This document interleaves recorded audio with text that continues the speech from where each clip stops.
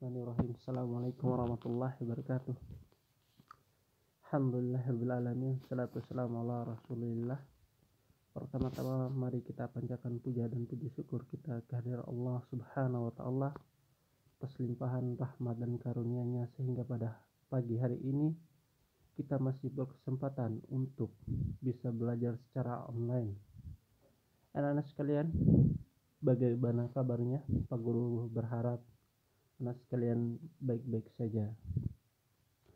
Baik anak-anak sekalian, kita masih di bab 2 yaitu cerita fantasi, di mana kemarin Pak Guru sudah membahas apa itu cerita fantasi, kemudian ciri-cirinya seperti apa.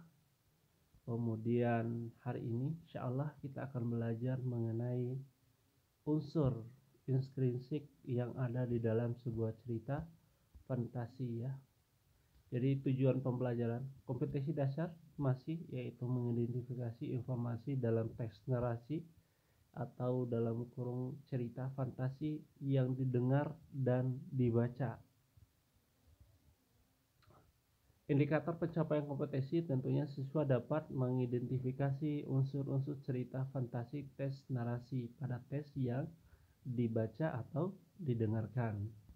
Baik, kemarin Pak Guru sudah jelaskan apa itu cerita fantasi, di mana cerita fantasi merupakan cerita khayalan, ya, cerita yang dibuat-buat hanya sekedar untuk menghibur. Ya, contohnya kemarin Pak Guru sudah jelaskan Spiderman, Superman, Doraemon, Transformer dan lain-lainnya. Ciri-cirinya sudah Pak Guru bahas juga, begitupun jenis-jenisnya.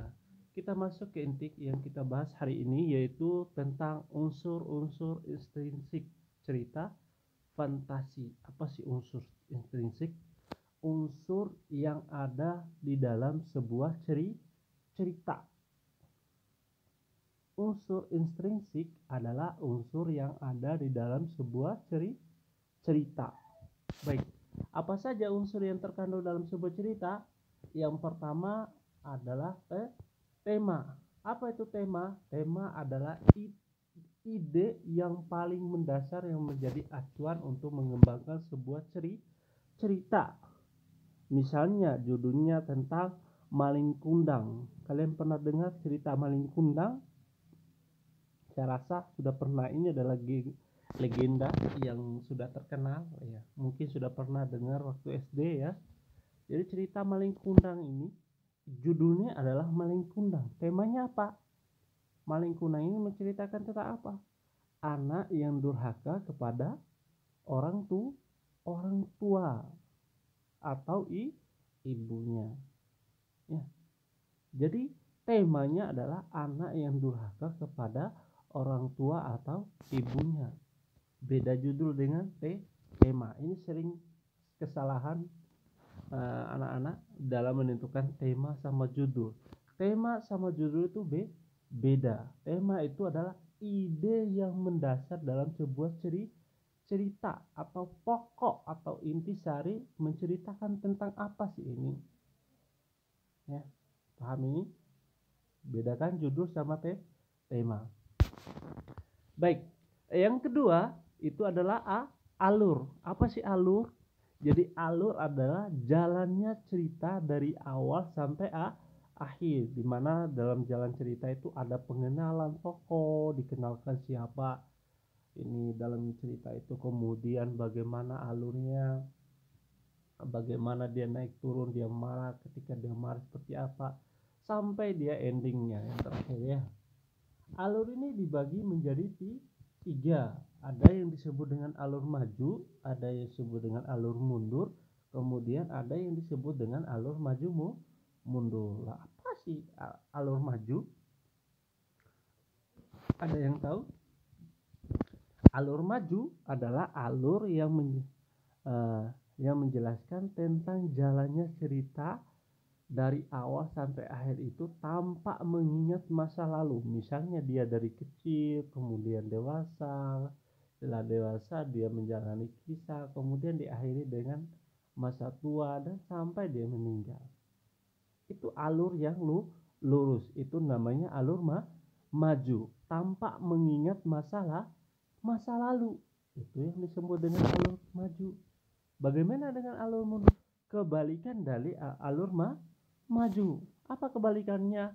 Jadi awal cerita dia ceritakan masa tua, lalu dia ingat langsung masa mudanya ketika dia waktu kecil seperti apa, lalu diingat-ingat tentang masa lalunya.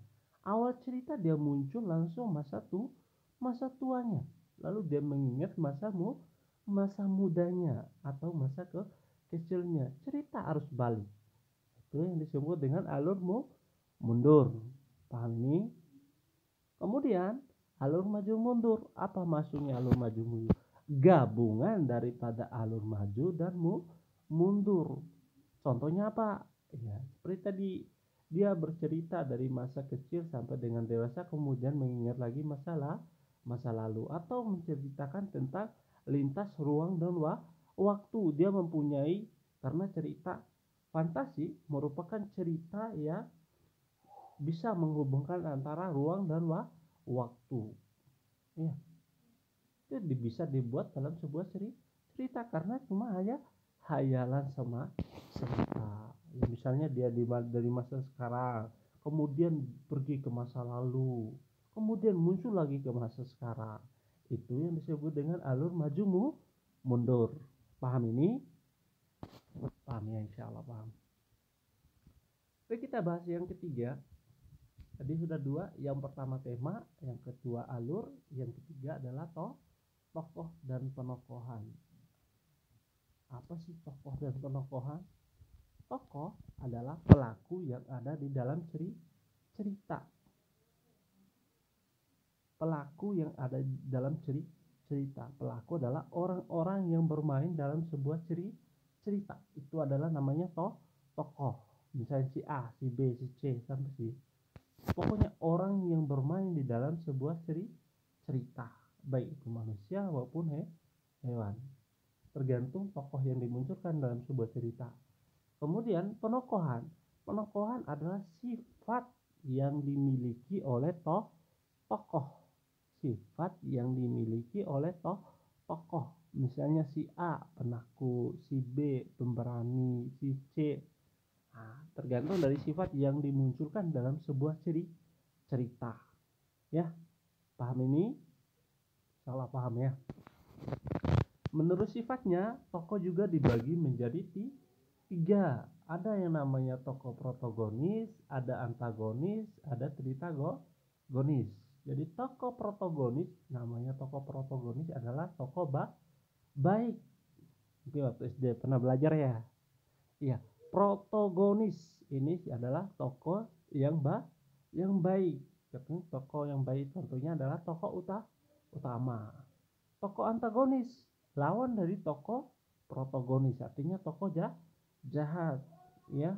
Kemudian tokoh tritagonis adalah tokoh sedang. Maksudnya tokoh sedang ini tidak baik dan tidak jahat, dia datar orangnya. Paham ini ya?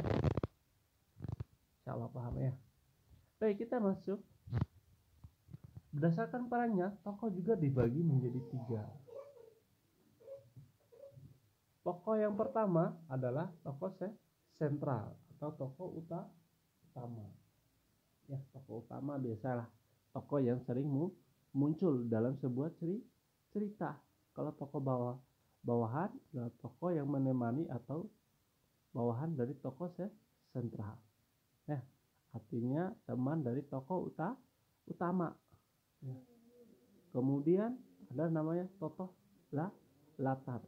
Ini adalah tokoh pembantu, tokoh yang hanya menjadi pelengkap dalam sebuah cerita, ya, melengkapi sebuah cerita yang muncul hanya sekali mungkin dalam sebuah sekali atau dua kali dalam sebuah cerita.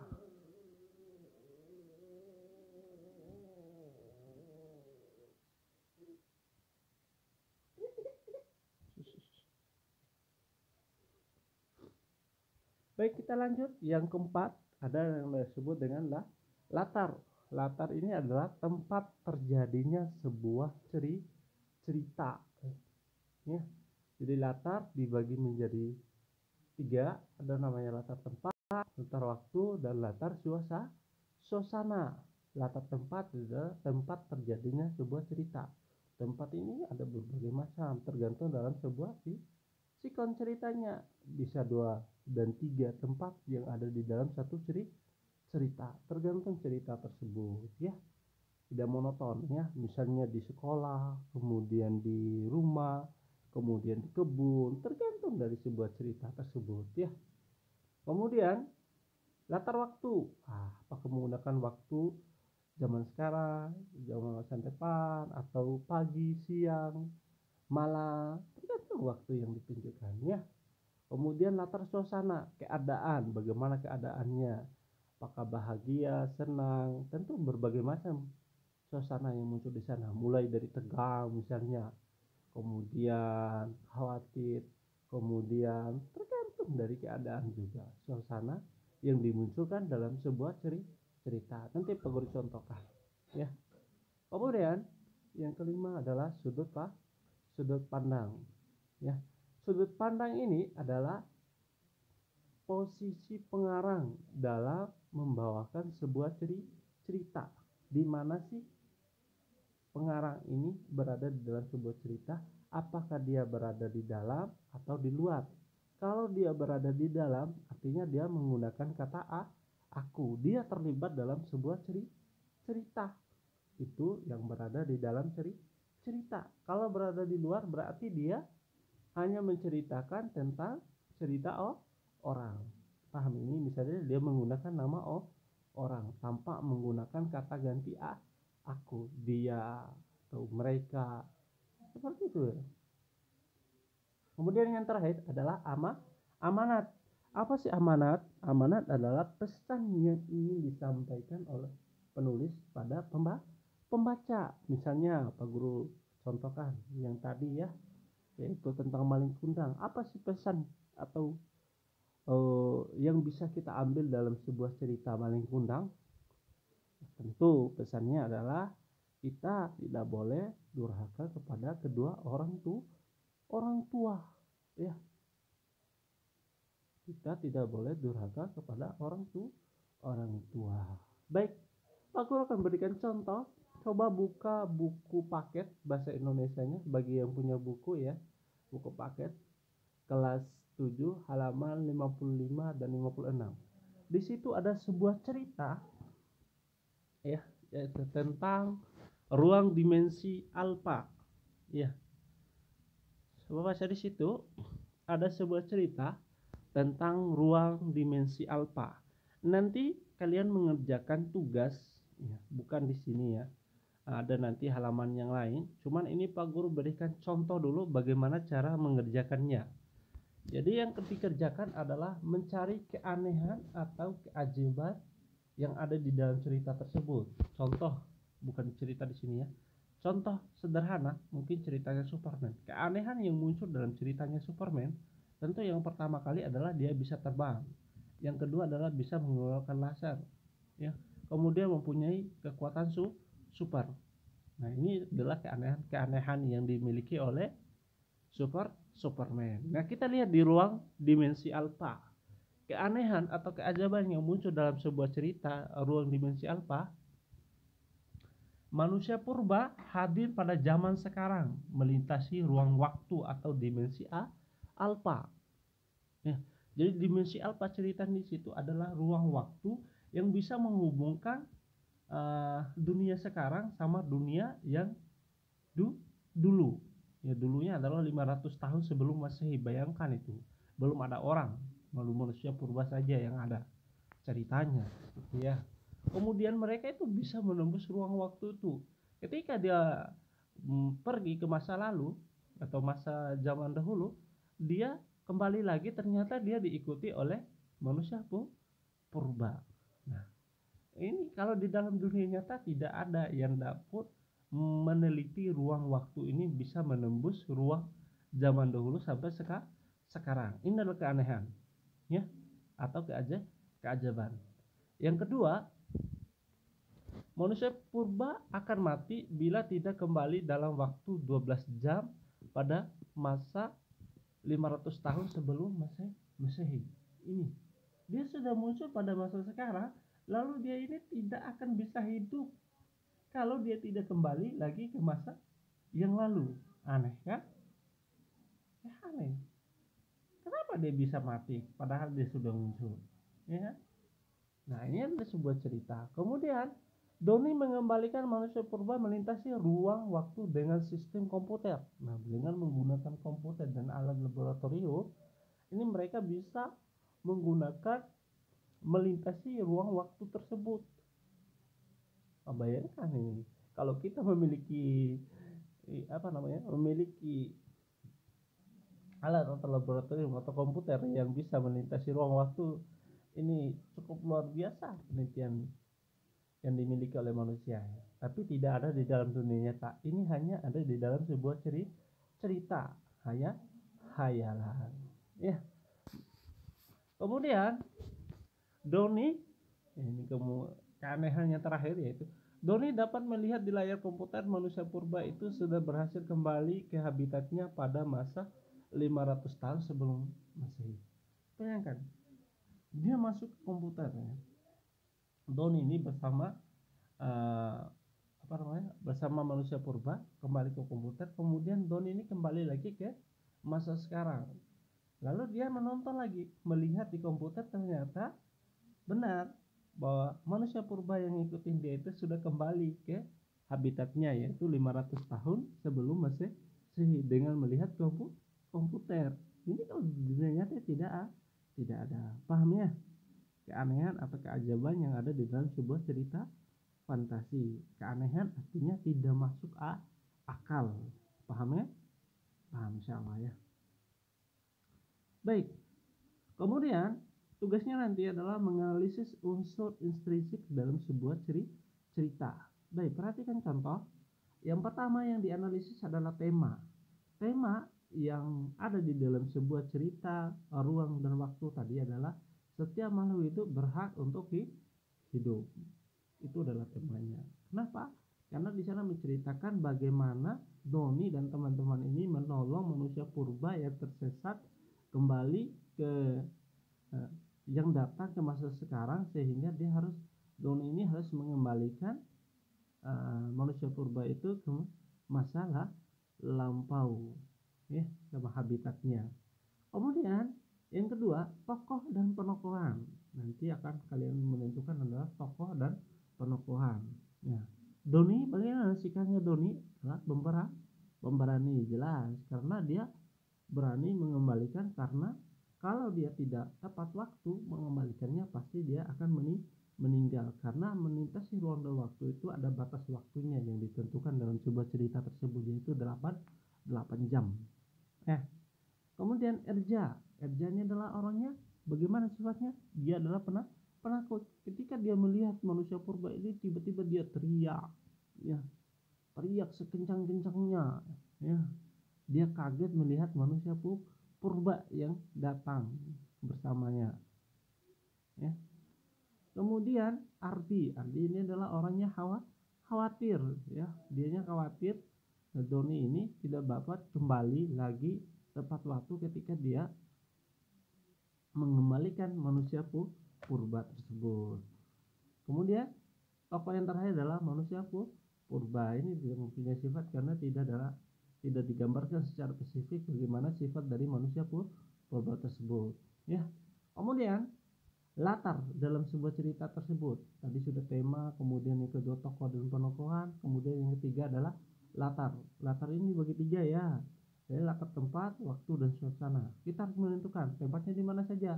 Yang pertama adalah laboratorium, yang kedua adalah ruang waktu, yang ketiga adalah masa purba atau 500 tahun sebelum Masehi. Ya. Jadi di situ adalah tempat-tempat yang diceritakan dalam sebuah cerita tersebut. Kemudian waktunya yaitu masa sekarang dan masa purba. Ya, kemudian suasananya yang pertama tentu tegang, yang kedua adalah khawatir, yang ketiga adalah bahagia. Pasti endingnya adalah bahagia insyaallah ya. Kemudian yang keempat adalah yang disebutkan alur apa yang digunakan pada cerita tersebut? Tentunya jelas ya, karena dia menggunakan ruang dan waktu, masa sekarang dan masa dulu, berarti dia menggunakan alur maju mundur Ya, paham ini ya, menggunakan dua latar waktu. Artinya dia alurnya adalah maju mundur. Paham ya? Kemudian sudut pandang, bagaimana sudut pandang? Ya, pencerita terlibat dalam sebuah cerita. Kenapa? Karena dia menggunakan kata aku. Berarti dia sendiri yang terlibat dalam cerita tersebut. Kemudian yang terakhir adalah amanat. Apa sih pesan yang ingin disampaikan dalam sebuah cerita tersebut? Ceritanya adalah sesulit apapun masalah yang kita hadapi, jangan pernah lari dari masalah tersebut. Selesaikan. Insya Allah, setiap masalah pasti ada penyelesaiannya. Setiap cobaan pasti ada penyelesaiannya. Ya, insya Allah ya. Baik, mungkin itu saja yang bisa Pak Guru sampaikan. Insya Allah nanti ada tugas di halaman selanjutnya, yaitu tentang cerita tiga berlian. Nanti kalian adalah menentukan keanehan-keanehan yang ada di dalam cerita tiga berlian tersebut. Kemudian kalian menentukan atau menganalisis unsur-unsur yang ada di unsur-unsur estrinsik yang ada di dalam cerita berlian. Yang pertama itu tema, kemudian tokoh dan penokohan, kemudian yang ketiga latar, alur, sudut pandang maupun amanat. Jadi ada 6 yang akan kalian tentukan.